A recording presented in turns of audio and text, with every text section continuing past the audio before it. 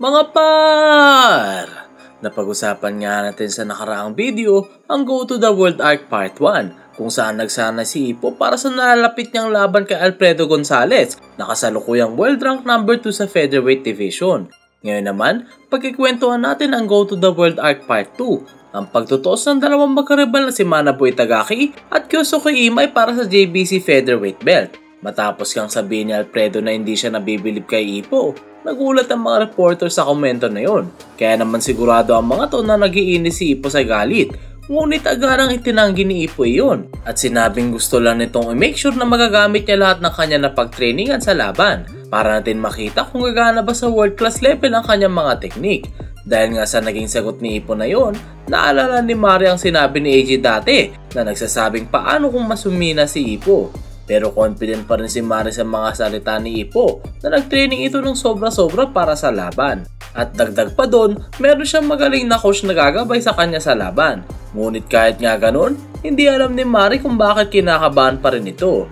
Kinagabihan sa bahay nila Sendo, nahihirapan itong makatulog at naalala ang sinabi ni Takamura na humina na nga daw si Ipo. Sa bahay naman nila Mashiba, hindi rin ito makatulog habang naalala ang sinabi ni Makunochi na tila ba ina-expect na itong mabubugbog sa laban. Kaya naman napagdesisyonan na lang nitong dalawa na panoorin ang laban ni Ipo. Kinabukasan, dumating na ang araw na kanya-kanyang laban nila Itagaki at Ipo. Sa Makunochi fishing boat, napansin ni Hiroko na gagamitin ni Ipo ang blue boxing trunks nito. At sunod nating nalaman na kaya pala gagamitin ni Ipo iyon dahil simula daw sa laban na yun isa na siya ngayong challenger. Tinanong ng ating bida ang kanyang nanay, "Ma, kung sakaling manalo ako dito, may chance na ang next kong makakalaban ng world champion. Pag nangyari yun, manonood ka po ba?" Sagot naman ng kanyang nanay na, "Pag-iisipan ko." At excited na tumakbo si Ipo papuntang Korakuen Hall. Sa monthly boxing fan, matapos umalis ng mga assistant ni Mari at Fuji, naalala ni Fuji kung paano niya ito unang nakilala si Ipo sa Kamogawa Boxing Gym. Pumunta nga daw ito sa gym para interviewin si Miyata. Subalit laking gulat ito nang makita niyang nanalo ang baguhan na si Ipo sa sparring laban sa genius na boksingero. Sunod nga nitong sinakop ang Rookie King Tournament at Class A Tournament kung saan nakitaan niya ito ng napakalaking potential sa boxing. Nakita nga din ni Fuji ang mga pagkapanalo ni Ipo ay hindi madali at madugo. Pero ganun pa man, patuloy pa rin itong bumabangon para gawin ang mga milagro comeback win sa laban. Naniniwala nga si Fuji na ang greatest weapon ng ating bida na pumuka sa atensyon ng buong Japan ay ang malabomba nitong suntok sa kaliwa at kanan na kamao, dashing speed at ang tapang nito na sumugod ng walang takot. Dahil nga doon, sigurado si Fuji na mali ang sinabi ni Alfredo na dapat hindi umasa kay Ipo. At sa realidad, kabaliktaran ang nangyayari dahil ang buong Japan ay umaasa kay Ipo na malalambasan ang pagsubok na kakarapin niya sa laban. Naniniwala din si Fuji na si Mashiba, Miyata at Sendo ay patuloy na nag-improve sa Pacific region. At ang mga new generation superstar na sila Itagaki at Imai ay handa na para sa mga main event. Sa uli, sinabi ni Fuji na kahit ano nga daw ang mangyari sa laban, ang Japanese featherweight class ay siguradong magkakaroon ng malaking pagbabago. Nang dumating si Ipo sa Korakuen Hall, nakarinig ito ng malulutong na tunog na nanggagaling sa boksingerong nagbe-meet training. At dito natin nakita na ang tunog na yun ay galing sa nagwa-warm up na si Itagaki. Tinanong ni Ipo kung ano ang pakiramdam nito sa paparating niyang laban. At sumagot naman si Itagaki na, "Ano sa tingin mo, senpai? Goods ba?" Sinabi ni Aoki at Kimura na unang title match nga daw ito ni Itagaki pero kahit kakaunti ay hindi ito ninenervyos. Sunod nating nalaman na kaya naman pala relax na relax ito ay dahil natalo niya na si Imai noon. Kaya naman nagalit si Shinoda dito at sinabing wag malitin ang kanyang makakalaban.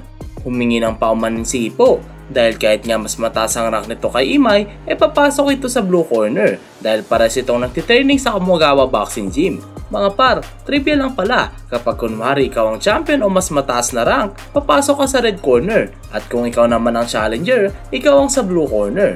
Binanggit nga ni Itagaki na hindi nito nakalimutan ang kanilang napag-usapan noong pinagkatiwala nito sa kanya ang next generation.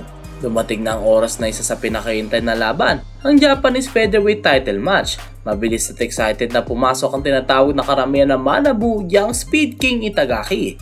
Sa sobrang bilis nga daw nito, tinatawag din ito Kronos na Diyos na kumukontrol ng oras. Sa pagpasok nito sa ring, nakita nga ng mga tao na sobrang relax na relax nito sa paparating niyang laban. At sunod nitong pinakita ang kanyang swabing footwork at tinatawag din nilang Gaki Shuffle.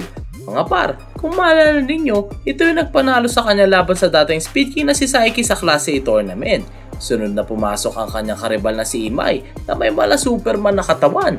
Sa paglalakad nga nito papuntang ring, na speechless ang lahat ng manonood dito. Parehas nang nasa ring ang dalawang boksingero, paparating na ang kanilang pinakahihintay na rematch. Sinabi nga ni Sendo at Mashiba na simula nga daw nung naglaban ng dalawang batang ito, sobrang dami lang natuturang teknik nitong si Itagaki. At alam na nito ang gagawin niya laban sa mga fighters na kagaya ni Imai. Sunod na pinakita si Fuji at Miyata. Pinag-usapan nito kung ano kalakasan nitong si Imai. Dahil kung maalala nga natin mga par, ito ang naging sparring partner ni Miyata noong siya ay nagpeprepara laban kay Randy Boy. Sabi ni Miyata, may mga kalakasan si Imai, pero mas nakakamangha kung gaano kalaki ang in-improve ni Itagaki. Tila lahat nga ng taong nanonood ay nag-aabang para sa malupit at siguradong matinding rematch ng dalawang batang boksingero na to. Parehas nang pumagit na ang dalawang boksingero para mag-touch gloves bago magsimula ang laban. Sinabi ni Imai sa kanyang isipan na para nga daw may superpowers itong si Itagaki sa kanyang mga nakarang laban. At sunod nitong sinabi na, ako ang nagpalabas ng totoo mong potensyal, kaya ako rin ang pipigil sa'yo. Nang tanungin ng guest commentator na si Eiji Date at Mamoru Takamura, sinabi ni Eiji Date na ang dalawang boksingero daw na to ay labis na magkaiba, kaya depende na lang sa kanilang strategy ang kakalabasan nito. Sinabi naman ni Takamura, wala akong pakialam sa mga pipitsugi na boksingero, pero sige, pagbibigyan ko kayo. Sa tingin ko, tila napatigil si Takamura sa kanyang sasabihin at lahat ay nabigla sa nangyari sa loob ng ring. Pinakita rin si Ippo na hindi makapaniwala sa kanyang nakikita habang nanonood sa waiting room. Sunod na nga nating nalaman na si Itagaki ay bumagsak at binibilangan na ng referee. Napalood ito at nawalan ng malay. Nang may masmasan ito, napatanong ito sa kanyang sarili kung ano kanyang tinitignan at kung paano ito nangyari. Sinabi nga ni Itagaki na, anong nangyari? Ba't ako nagkaganito? Nakita nito si Imai na papunta sa kanyang corner habang nagbubunyi. Sinabi ni Imai sa kanyang isipan na kanyang ginawa ay ang natatanging tsansa para manalo sa laban. Dito na pinakita ang ginawa ni Imai at mabilis itong sumugod pagkatunog ng bell. Agad-agad na nag-focus si Itagaki at pabasok ito sa zone. Tila slow-mo ang papasugod na si Imai habang inoobserbahan ito ni Itagaki. Pero alam na ito ni Imai kaya naman mabilis itong tumigil at hinarangan ng mga pwedeng puntahan ni Itagaki. Sinabi niya sa kanyang isipan na gagawin niya lahat para tapusin ang laban bago patuloyin maginit ang kanyang katunggali. Subalit kahit nga na corner itong si Itagaki, confident ito dahil in-expect at sanay na ito sa ganitong estilo. Pinakita na rin ni Imai ang kanyang boxing IQ at sinabi nito sa kanyang isipan na kapag nga daw kakawala ito sa corner, nagbabato si Itagaki ng 3 left hooks. Kumonekta ng malinis sa mukha ang pinakawalan ni Itagaki na left hook. Sa isip ni Itagaki, akala nito nahuli niya na si Imai at gagamitin ang sunod na suntok para makawala sa corner. Pero tila all part of the plan pala ang lahat ng ito. Dito natin nakita kung gaano pinag-aralan ni Imai ang kanyang karibal. Sinabi nito na ang unang dalawang suntok daw na ibabato ni Itagaki ay distraction lang. At ang pangatlong suntok ay ang solid na kayang pagpalitin ang kanilang posisyon. Nagkapalitan na nga ng suntok ang dalawang boksingero, subalit nasa lagay ni Itagaki gamit ang kanyang balikat. Nakita ito ni Imai at agad-agad itong nakaisip ng bagong plano. Tuluyan ang nakorner si Itagaki pero nananatiling confident pa rin ito makakatakas agad. Sinabi nga ni Imai na maganda ang kinalabasan dahil kapag nakokorner ang isang boksingero, napapabagal ito ng kaunti. Dito nga natin nakita na tila expected at aral na aral ni Imai si Itagaki. Nakakawala ito sa kanyang kanan. At sunod itong kumonekta ng malabombang body blow kay Itagaki. Sa sobrang lakas nga ng suntok na yun, parang tumigil ang mundo at na-stun ito. At sumunod ang follow-up punch na left hook na tuluyan nagpabagsak kay Itagaki. Grabe mga par, yun pala yung nangyari kung bakit biglang bumagsak si Itagaki, no? Ang angas, aral na aral. Talagang pinaghandaan yung laban, no? Malupit, malupit. Bumalik na sa kasalukuyan ng oras at nakita natin dito na patuloy ang pagsigaw ni Shinoda kay Itagaki. Matapos yun, muling nakatayo si Itagaki. Sinabi ni Takamura sa kanyang isipan na munti ka na itong mapahiya dahil sasabihin pala dapat ito na idodomina ni Itagaki ang laban na yun. Sa isipan ni Itagaki, sinabi nito na masyadong uuwi ang mga tao dahil nagsisimula pa lang ang laban at pinagpatuloy ng referee ang pakbaka na yun. Sinabi ni Imai na dahil nga kilala nito si Itagaki, siguradong nangangatog pa ang mga binti nito matapos magtamo ng isang malakas na body blow. At kung wala nga daw ang kanyang natatanging bilis, isa laban daw itong marupok at walang lakas na boksingero. Chinek ni Itagaki ang bawat parte ng kanyang katawan at tila okay ang lahat ng ito bukod sa kanyang mga paa at nanatiling wala itong maramdaman. Ngunit nagpatuloy ang pagiging confident nito sa kanyang sarili at sunod nitong sinabi na 1 minuto lang ang kanyang kailangan para makarecover. Kumpiyansa itong binaba ang kanyang kamay at tinintay lumapit ang kanyang kalaban. Sinabi nito na kung magpo-focus siya at magtitiwala sa kanyang reflexes, kaya pa rin itong sabayan si Imai. Sinabi naman ni Imai na ang lahat ng galaw nitong si Itagaki ay parang pameke. Kaya naman pag nag-react ka dito ng mali, siguradong mananagot ka at malulugi. Sumugod na papalapit si Imai at dito natin nakita kung gaano ka-focus si Itagaki sa laban. Sa sobrang focus nga daw nito, kita nito ang muscle fibers ni Imai. Sunod-sunod inalaga ni Itagaki ang mga pinapakawalang malakas na suntok ni Imai. Tila basang-basa nga nito ang galaw ng kanyang kalaban at ni isang beses hindi ito makakonekta. At lumanding na sunod-sunod na mga solid counter nito sa kanyang kalaban. Tila nawala na nga ng lakas si Imai, tumigil ito sa paggalaw at napasandal ito kay Itagaki. Kaya naman sinamantala ito ni Itagaki para pagpalitin na ang kanilang posisyon. Natuwa si Shinoda at Ippo sa kinakalabasan ng laban dahil sa wakas makakawala na si Itagaki sa corner. Ngunit laking gulat ito nang hindi ito makagalaw nang subukan nitong kumawala. Sunod nating nalaman kay Imai na mga suntok na pinakawalan ni Itagaki ay mahina at kayang-kaya itong tiisin. Kahit nga nagtatamo ito ng suntok si Imai, patuloy ang pagsabi nito ng mahina, mahina, mahina. Nang sinubukan bumawi ni Imai at magbato ng suntok, naging open ang panga nito. Kaya naman mabilis na kumonekta ng solidong uppercut si Itagaki. Ngunit kumonekta pa rin ng malinis ang pinakawalang body blow ni Imai. Sa sobrang lakas nga ng mga suntok na yon, parehas natanggal ang mouthpiece nitong mga to. Dito nga natin sunod na laman na simula pala natalo ito kay Itagaki, araw-araw itong nag-training sa corner. Preparasyon para sa kanilang rematch. Dahil kahit anong mangyari, hindi nito kayang huliin si Itagaki. Subalit kahit nga nagtamo si Itagaki na matinding body blow, nanatiling hindi nakataas ang depensa nito.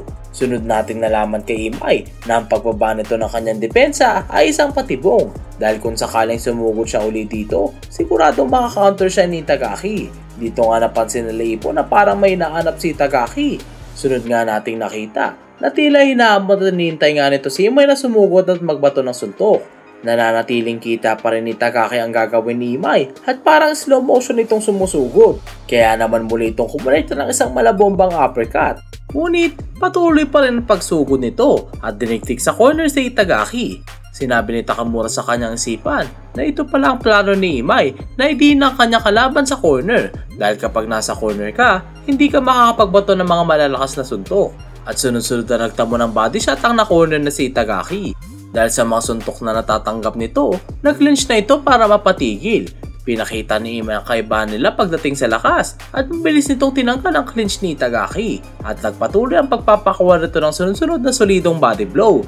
Habang ginagawa yun, sinabi ni Imai sa kanyang isipan, para akong slow mo sa paningin mo, diba? Anong feeling na wala kang magawa at nakikita mong bubuka ng slow mo? Siguradong pinagsisisihan mo ngayon na may talento kang ganyan. Putik mga par, ang angas din talaga nitong si Imai no?